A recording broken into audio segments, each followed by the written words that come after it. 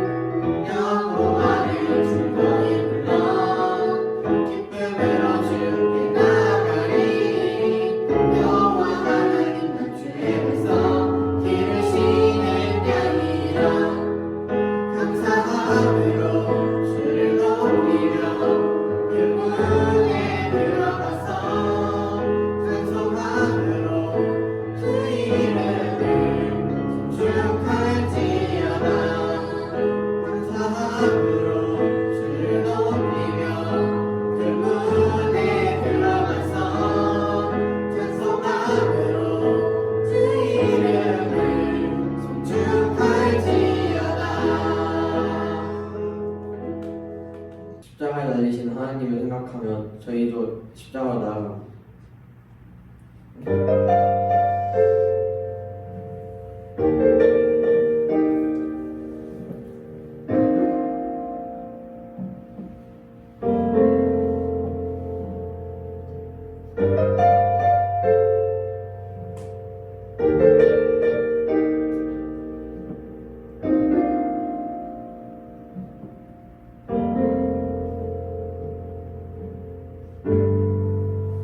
걷고 있네 높은 언덕 아무 말 없이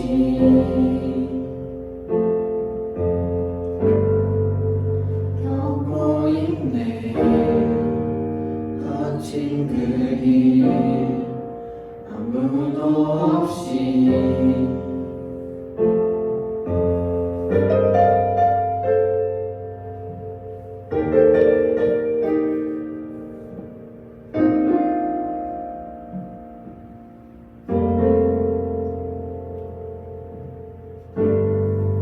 걷고 있네 높은 언덕 아무 말 없이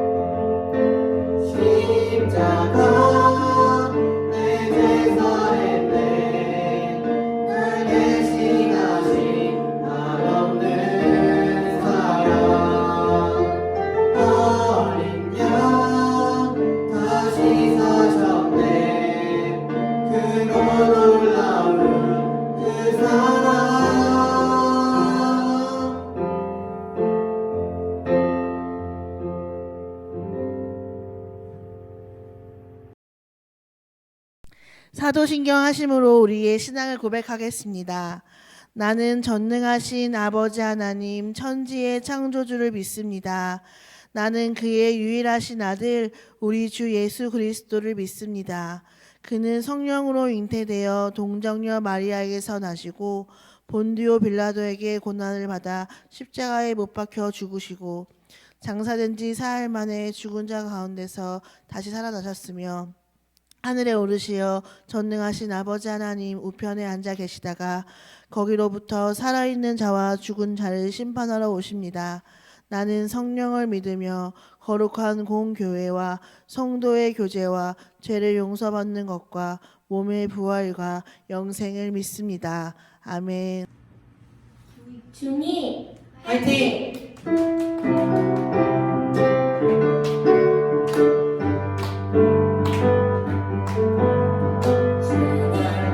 보냈으니 어찌 잠잠하리 기쁨에 찬송 드리리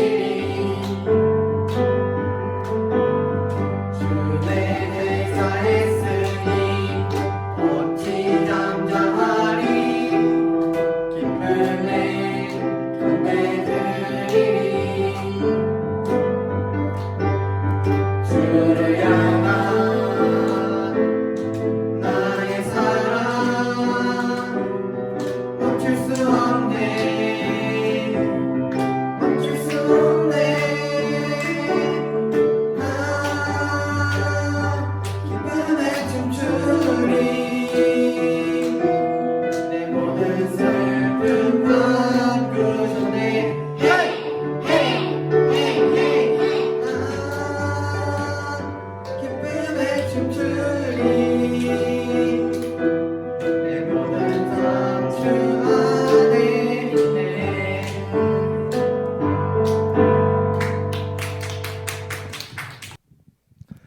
기도하시겠습니다. 사랑과 은혜가 충만하신 하나님 아버지 참 감사합니다.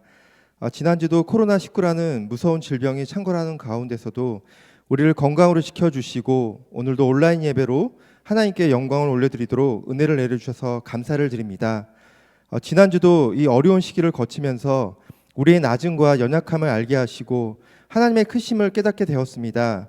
우리에게 왜 이러한 어려운 시기를 허락하셨는지를 우리는 무지하여서 알 수 없지만 이 또한 주님의 섭리 가운데 우리를 향하신 주님의 계획과 뜻이 있는 줄 믿습니다. 하나님을 경외하지 않고 우리의 소견대로 살아갔던 모습들, 또한 우리의 죄성과 교만함으로 많은 죄를 지으면서 살아가는 모습들, 이러한 주님의 뜻과 맞지 않게 제약된 길을 걷다 보니 우리의 죄가 너무나 높게 쌓여가서 주님의 진노의 잔이 넘친 것은 아닌지 우리의 신앙과 행실을 돌아보기를 원합니다. 하나님 아버지, 이 어려운 시기에 더욱더 주님 앞에 바짝 엎드려 우리의 죄를 회개하고 주님의 긍휼하심을 구하기를 원합니다. 특별히 이번 주부터 고난주간입니다. 예전처럼 함께 모여서 기도하지 못하지만 각기 처소에서 하나님의 긍휼하심을 구하며 독생자 외아들을 이 땅에 보내셔서 우리를 구원하신 하나님의 크신 사랑과 은혜를 기억하며 주님의 도우심을 간절히 구하는 고난주간이 되기를 소망합니다. 고난주간 동안 중등부 친구들과 선생님들 마음과 생각을 지켜주시고 모든 악함으로부터 보호해 주시고 오직 말씀과 기도로 주님의 십자가 고난을 묵상하기를 소망합니다. 우리 중등부 친구들이 예수님의 사랑과 헌신에 감사드리게 하시고 더 예수님 닮기를 소망하는 고난주간이 되게 하셔서 주님께 영광을 올려드리도록 은혜를 내려 주시옵소서. 오늘 말씀을 전하시는 민정원 정사님에게 성령으로 충만히 부어주셔서 말씀이 능력 있게 선포되고 듣는 우리의 심령에 잘 심어지도록 성령 하나님께서 우리와 함께 해주시기를 원합니다. 감사드리며 예수님의 이름으로 기도드렸습니다. 아멘. 오늘 함께 나눌 말씀은 빌립보서 2장 13절의 말씀입니다. 오늘 함께 나눌 말씀은 빌립보서 2장 13절의 말씀입니다. 전도사님이 읽겠습니다. 너희 안에서 행하시는 이는 하나님이시니 자기의 기쁘신 뜻을 위하여 너희에게 소원을 두고 행하게 하시나니. 아멘. 오늘은 기회라는 제목으로 하나님의 말씀을 나누겠습니다. 어느덧 벌써 4월 첫째 주가 되었어요. 우리가 이제 1월부터 새 생활의 시작이라는 교재 생각나나요? 노란색 교재? 그걸로 하나님과 우리의 관계라는 아주 기초적인 내용부터 배우기 시작했어요. 그리고 예수님께서 우리에게 주신 십자가와 우리가 세상의 빛으로 살아가는 사명에 대해서도 배웠었어요. 그리고 아직 한 주가 남아있지만 지난 한 달이 넘는 시간 동안 사순절 묵상을 진행하고 나누면서 우리 중등부 친구들의 심도 있는 나눔도 들을 수 있었고, 지금까지 지내오면서 하나님께서 말씀을 통해 주시는 은혜를 경험할 수 있었어요. 이렇게 하나님으로부터 은혜를 받고 하나님을 사랑하는 사람들에게 뚜렷이 나타나는 증상이 있어요. 코로나19에 걸리면 어때요? 기침도 하고 열도 나고 목도 아프대요. 그렇게 코로나 그 병에 걸리면 증상이 있듯이 하나님을 사랑하는 사람들에게도 어떠한 증상이 나타나요. 이 증상이 있어야만 진짜 저 사람이 하나님을 사랑하는 사람이구나를 알 수 있어요. 뭐냐면 내가 지금까지 살았던 거와는 조금 다른 삶을 살고 싶다라는 마음이 생기는 거예요. 쉽게 말해서 내 뜻과 내 마음대로 살지 않고 하나님의 말씀대로 살고 싶고, 하나님의 성품을 닮아가고 싶고, 하나님이 주시는 꿈을 꾸고 싶고, 하나님을 위해서 살아가고 싶다라는 마음이 들어야 바르게 말씀을 읽고 말씀을 통해서 은혜를 받은 사람이에요. 하나님을 위해 살아간다는 것은 엄청 거대하고 거창한 꿈은 아닌 것 같아요. 전사님이 대학생 때 빌리 그레함이라는 목사님이 엄청 유명하고 유행이었어요.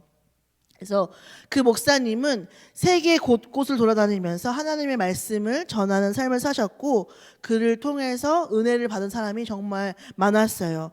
1993년 한 해에만 250만 명이 회심을 했대요. 빌리 그레함 목사님 설교를 듣고. 그러니까 엄청난 일이죠.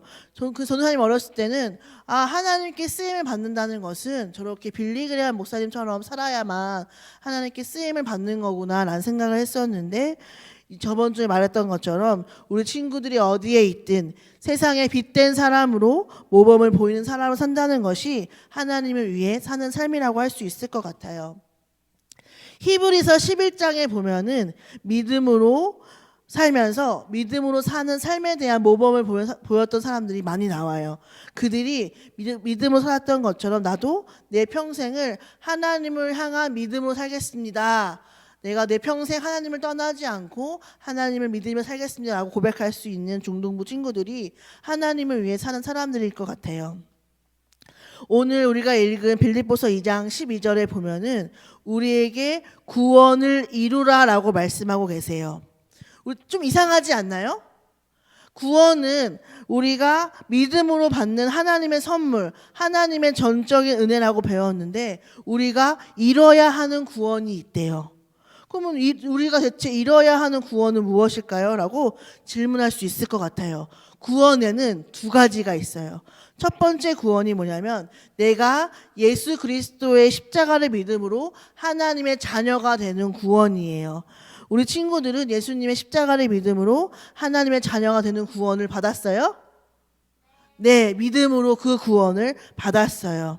근데 우리가 이뤄가야 할 구원이 두 번째 구원이에요. 이것은 뭐냐면 예수님을 닮아가는 삶으로 구원에 이르는 것이에요. 첫 번째 구원은 나를 지명하여 부르시는 하나님의 전적인 은혜로 하나님의 자녀된 삶으로 초대를 받는 것이라면, 두 번째 구원은 우리가 성화의 삶에 이르기까지 예수님을 닮아가고 나를 변화해가는 과정이 필요하다는 것입니다. 그래서 그 과정을 얘들아 이루라 라고 말씀하고 계시는 것이에요. 그런데 하나님께서는 이 과정을 숙제야, 너희들이 해야 할 미션이야 하고 던져놓으신 것이 아니라 우리 안에서 행하신다고 말씀하시는 것입니다. 13절에 너희 안에서 행하시는 이는 누구? 하나님이시니라고 분명하게 기록되어 있는 것이죠. 하나님이 우리가 구원을 이뤄가는 삶을 살 수 있도록 임마누엘 하나님, 언제나 나와 동행하신 하나님께서 나와 함께 하실 뿐 아니라 내 안에서 일하신다는 것입니다. 그러니 삶의 어느 한순간도 하나님의 은혜가 아닌 일이 없어요. 하나님을 신실하게 믿는 사람들은 좋은 일, 슬픈 일, 화나는 일, 괴로운 일, 행복한 일을 가리지 않고 모든 일을 하나님의 은혜로 여기고 감사하는 습관을 가지고 있습니다. 왜냐하면 나와 동행하시고 내 안에서 일하시는 하나님이, 역사하시는 하나님이 그 구원을 이루는 과정으로 가기 위한 그 과정, 길임을 알고 있기 때문이에요. 하나님, 저에게 왜 이런 일이 생기나요? 불평하는 사람들은 그 구원을 이루고 계신 하나님을 보지 못하는 사람일 수도 있어요. 그런데 하나님은 내가 싫은데, 하기 싫은데 억지로 우리 안에서 일하시는 분은 아니십니다. 우리 안에 소원함을 주세요. 하나님, 제가 주를 위해 살고 싶어요. 하나님, 지금은 제가 아직 어리고 하나님 말씀도 잘 모르지만 하나님께 영광 돌리는 삶을 살고 싶어요. 하나님을 조금 더 알아가고 싶어요. 하나님을 만나고 싶어요. 라는 작은 여러분의 소원들을 듣고 그 소원에 따라서 일하시는 분이시라는 것입니다. 중요한 것은 여러분들을 통해서, 여러분들이 말씀을 통해서, 기도를 통해서 이 소원을 마음에 품는 것이 중요합니다. 5절에 너희 안에 이 마음을 품으라 곧 그리스도의 마음이니라고 말씀하셨습니다. 그럼 우리 안에 무슨 마음을 품어야 돼요? 그리스도의 마음을 품어야 돼요. 전사님, 우리 큰 기쁨 중등부가 오직 그리스도의 마음을 품고 그 소원함으로 살아가는 중등부가 되기를 기도합니다. 전사님이 지금은 되게 잘 웃잖아요. 그렇죠? 흥도 많고요. 그렇죠? 좀 솔직하게 말해보세요. 쿨해 보여요? 약간 좀 안 쿨해 보여요? 이런 반응을 기대한 건 아니에요. 그렇죠? 약간 착해 보여요? 못돼 보여요? 좀 착해 보이죠? 그런데 조금 많이 까칠했던 적이 있었어요. 많이. 바야흐로 10몇 년 전에 선생님이 21살에 첫 사역을 시작했었는데 그때는 선생님 성격이 지금은 좀 많이 달랐어요. 근데 그때는 더 열정이 넘쳤어요. 내가 나에게 맡겨진 이 양들을 주님께로 인도해야 한다는 열정이 지금의 한 10배가 넘었는데 성격은 그때 되게 못됐었어요. 그래서 열정으로 가르치지만 많이 혼냈어요. 혼낼까요? 우리 친구들도? 이거 안 해? 못해? 장난하니? 막 이러면서 지금 못하겠네. 너무 성격이 변해가지고. 그러면서 많이 혼냈어요. 그래서 전사님 때문에 운 친구들이 많았어요. 힘들어서. 그런데 사역의 현장에서 부딪히면서 하나님은 이렇게 억지로 일을 끌어가는 하나님이 아니라 사랑으로 일하시는 하나님이시구나를 깨닫게 되었고 어떠한 doing, 우리의 행함보다 being, 존재를 더 귀하게 여기시는 하나님이라는 사실을 깨닫게 되었어요. 그런데 이 사실을 알고도 좀 못하는 친구들을 보면 품고 같이 가야 되는데 선생님은 그게 너무 어려운 거예요. 그 성격상 하는 게. 그래서 하나님께 하나님, 저도 눈높이를 맞출 수 있는 하나님의 사랑, 내가 기다려줄 수 있고 더 품고 갈 수 있는 하나님의 사랑을 달라고 기도를 많이 했었어요. 근데 솔직히 쉽지는 않았어요. 그런데 그때 우연히 본 영화에서 하나님의 마음을 느낀 경험이 있어서 그걸 나누려고 해요. 혹시 에반 올마이트라는 영화 아세요? 에반 올마이트라는 영화가 있는데 되게 기독교적인 영화고 한번 같이 봤으면 좋겠어요. 거기에 여자 주인공이 하루는 자신의 사랑을 없음을 발견하고 우는 장면이 나와요. 울면서 하나님께 기도해요. 하나님, 제 안에는 사랑이 없어요. 너무 지쳤어요. 하나님 사랑을 좀 주세요라고 기도하니까 하나님이 뿅 나타나요. 그리고 그 여자 주인공에게 이렇게 말을 합니다. 누가 인내를 달라고 기도하면 하나님은 그 사람에게 인내심을 주실까요? 아니면 인내를 발휘할 수 있는 기회를 주시려고 할까요? 용기를 달라고 기도하면 바로 용기를 주실까요? 아니면 용기를 발휘할 기회를 주실까요? 만일 누군가 가족이 좀 더 가까워지게 해달라고 하면 하나님이 갑자기 사랑의 감정을 느끼게 하실까요? 아니면 서로 사랑할 수 있는 기회를 주실까요? 이렇게 말을 해요. 이 말의 뜻이 뭐냐면 하나님은 도깨비 방망이처럼 사랑 나와라 뚝딱 하면 사랑이 나오게 하시는 분이 아니라 내가 사랑할 수 있는 기회를 통하여 그 기회에 순종하며 나아가는 나의 삶을 통해 가르치시며 나를 사랑이 많은 사람으로 만들어 가신다는 것입니다. 여기 혜강이가 있어요. 혜강이가 얼마 전에 전사님 전 자신감이 너무 없어요. 이렇게 말을 했어. 근데 혜강이가 하나님 자신감을 주세요라고 기도를 했는데 하나님이 혜강이에게 도깨비 방망이처럼 뚝딱 했더니 다음 날부터 혜강이가 여기서 찬양을 막 하는 혜강이가 될 수 있을까요? 그럴 수도 있지만 그것보다는 혜강이가 자신감을 발휘할 수 있는 기회를 혜강이의 삶 속에서 허락하셔서 자신감이 많은 사람으로 성장시켜 주시는 분이 하나님이시라는 것입니다. 그러면 내가 하나님의 말씀대로 살고 싶어요. 소원함을 품으며 당장 내일부터 하나님의 오직 예수로 살아가는 사람이 아니라 하나님의 말씀대로 살아갈 수 있는 삶의 걸음으로 인도하시는 하나님께서 우리의 삶을 주관하고 계신 줄 우리가 알고 있어야 합니다. 그러니 우리는 오늘이라는 기회를 주신 것에 순종하면서 모든 인생의 주권을 누구께 맡기고 하나님께 맡기고 우리 안에 소원함을 주시는 하나님만 따라가는 삶을 살면 됩니다. 그리고 중등부 안에서 이 모임 안에서 주시는 기회로 말씀도 읽고 기도도 하고 찬양도 하면서 우리가 하나님의 마음이라는 소원함을 더 많이 품어갔으면 좋겠어요. 한마디만 더 하려고요. 저 길죠? 오늘 좀 쓰다 보니까 아주 흥분했나 봐요. 아주 타이핑이 그죠? 한마디만 더 하면 14절에 이런 구절이 나와요.